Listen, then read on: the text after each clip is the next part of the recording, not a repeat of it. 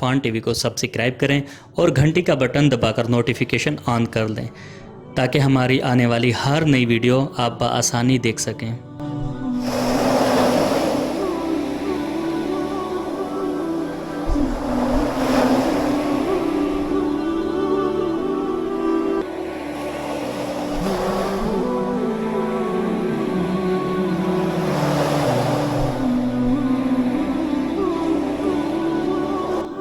बिस्मिल्लाहिर्रहमानिर्रहीम। अस्सलाम वालेकुम।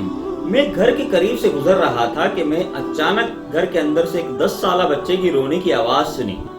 आवाज में इतना दर्द था कि मुझे मजबूरन घर में दाखिल होकर मालूम करना पड़ा कि ये 10 साल बच्चा क्यों रो रहा है।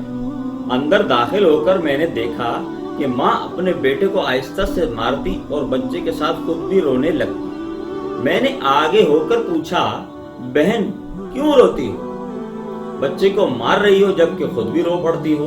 इसने जवाब दिया कि भाई आपको तो मालूम है इसके वालिद अल्लाह को प्यारे हो गए हैं और हम बहुत गरीब भी हैं। मैं लोगों के घरों में मजदूरी करती हूँ और इसकी पढ़ाई का मुश्किल से खर्च उठाती हूँ। ये कमबख्त स्कूल रोजाना देर से जाता है और रोजाना घर से देर से आता है। जाते हुए रास्ते में कहीं खेल कूद में लग जाता है और पढ़ाई की तरफ जरा भी तवज्जो नहीं देता, जिसकी वजह से रोजाना अपनी स्कूल की वर्दी गंदी कर लेता है।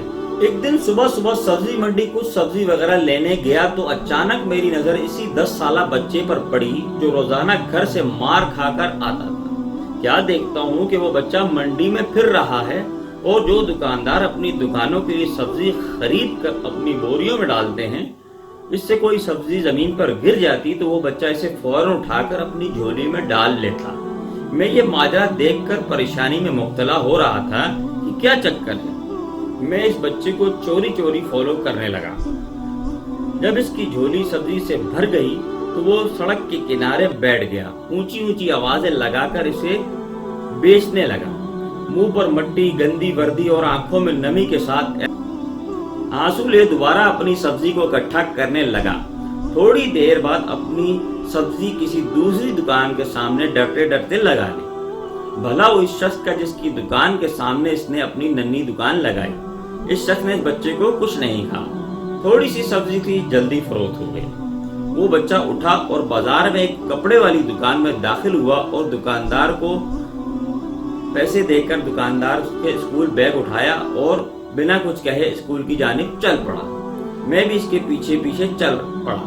जब वो बच्चा स्कूल गया तो 1 घंटा लेट हो चुका था, जिस पर इसके उस्ताद ने डंडे से इसकी खूब मुरम्मत की।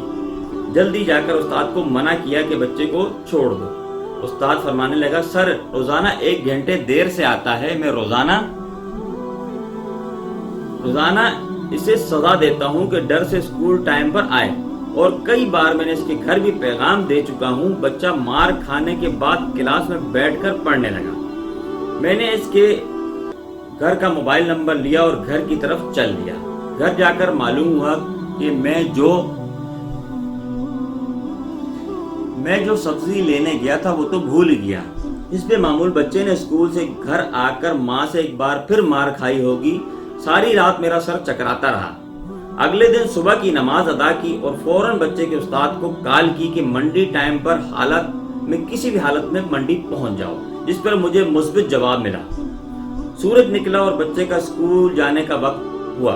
बच्चा घर से सीधा मंडी अपनी नन्ही दुकान का बंदोबस्त करने निकला। मैं इसके घर जाकर इसकी वालदा को कहा, बहन मेरे साथ चलो, मैं तुम्हें कुछ बताता हूँ। अब आपका बेटा स्कूल क्यों देर से जाता है? वो फौरन मेरे साथ मुंह में ये कहते हुए चल पड़ी कि आज इस लड़के की मेरे हाथों खैर नहीं, छोड़ूंगी नहीं इसको। आज मंडी में लड़के का उस्ताद भी आ चुका था। हम तीनों ने मंडी की 3 मुख्तलिफ जगहों पर पोजीशन संभाल ली और नन्ही दुकान वाले को छुप कर देखने लगे।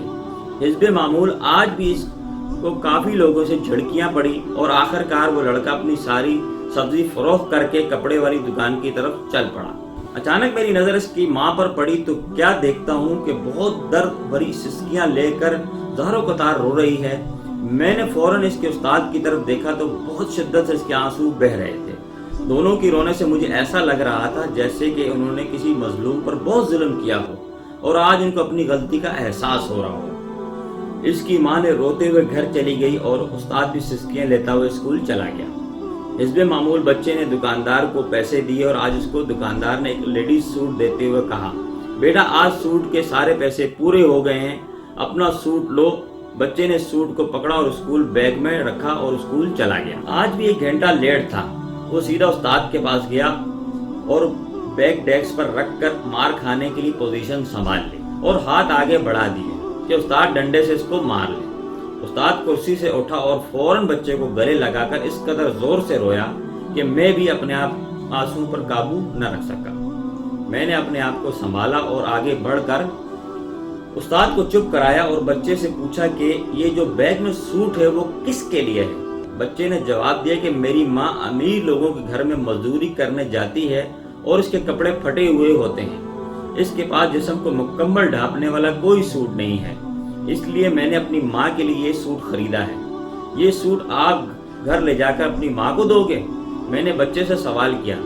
جواب میں بچے نے استاد کے پیروں سے زمین ہی نکل گئی۔ بچے نے جواب دیا، نہیں انکل جی، چھٹی کے بعد میں اسے درزی کو سلائی کے لیے دوں گا اور روزانہ تھوڑے تھوڑے پیسے جمع کر کے سلائی دوں گا۔ جب سلائی کے پیسے پورے ہو جائیں گے تب میں اسے اپنی ماں کو دوں گا۔ استاد اور میں یہ سوچ کر روتے جا رہے تھے، ابھی اس معصوم کو اور منڈی جانا پڑے گا اور لوگوں سے دھکے کھانے پڑیں گے اور ننھی دکان لگانی پڑے گی۔ آخر کب تک غریبوں کی ننھی دکانیں لگتی رہیں گی؟ آخر کب تک؟